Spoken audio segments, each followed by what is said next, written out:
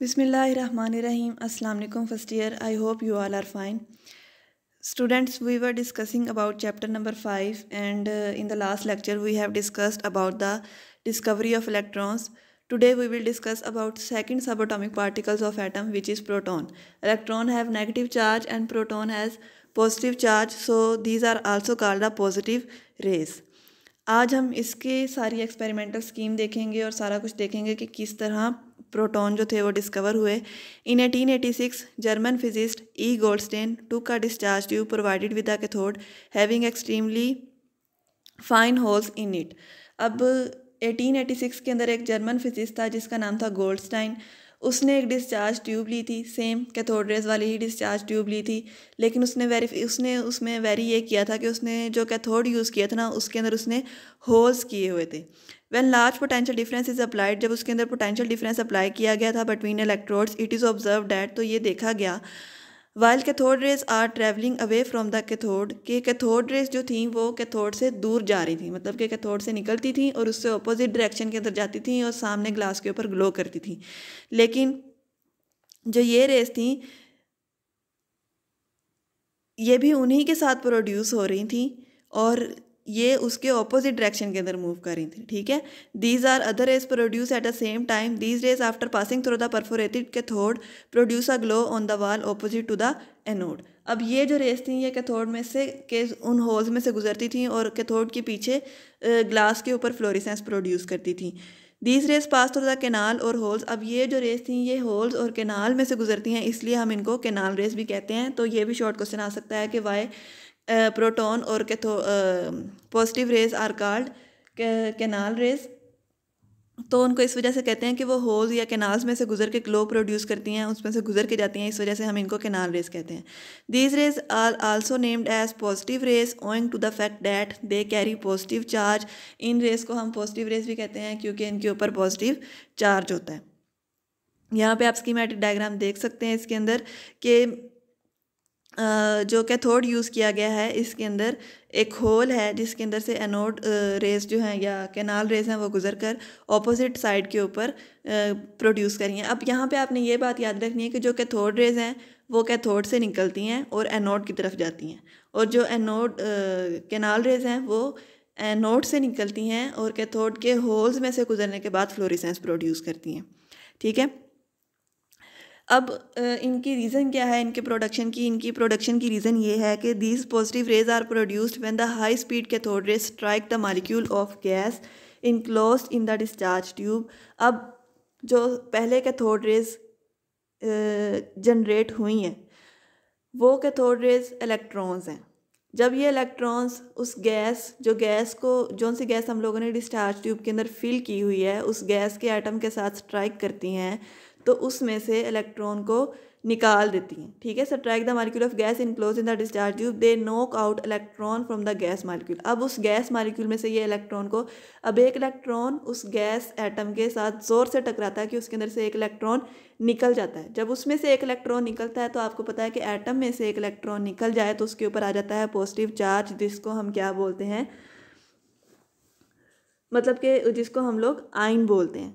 ठीक है, positive ions बन जाते हैं जो कि कैथोड की डायरेक्शन के अंदर मूव करने लग जाते हैं, और फिर कैथोड के अंदर होल होता है और उस होल में से गुजरने के बाद वो ऑपोजिट वाल के ऊपर फ्लोरेसेंस प्रोड्यूस करवाते हैं। जिस तरह यहाँ पे आपको एक रिएक्शन दिखाया हुआ है कि एम के अंदर, M means metal atom, metal atom के अंदर इलेक्ट्रॉन एंटर होता है। इलेक्ट्रॉन एंटर होने के बाद उसके ऊपर आ जाता है पॉजिटिव चार्ज, और पॉजिटिव चार्ज, अब एक इलेक्ट्रॉन जो स्ट्राइक किया है वो है और एक इलेक्ट्रॉन वो है जो मेटल एटम के अंदर से निकला है, इसलिए इसके साथ 2 इलेक्ट्रॉन्स दिखाए हुए हैं। ठीक है, तो ये भी शॉर्ट क्वेश्चन आता है कि what is the reason for the production of positive ions. तो ये आपने सारे का सारा इस तरह लिखना है, और सिंपल इतनी सी बात है कि जब कैथोड रेस मीन्स के जो इलेक्ट्रॉन्स हैं वो मेटल एटम के साथ स्ट्राइक करते हैं तो ऑन स्ट्राइकिंग वो उस मेटल एटम में से या मेटल के मालिक्यूल में से या उस गैस के मालिक्यूल में से इलेक्ट्रॉन को नॉक आउट कर देते हैं, मतलब कि इलेक्ट्रॉन को निकाल देते हैं।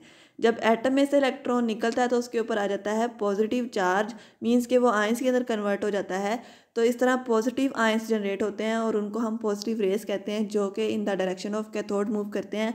और आप सब जानते हैं कि कैथोड के ऊपर होता है नेगेटिव चार्ज।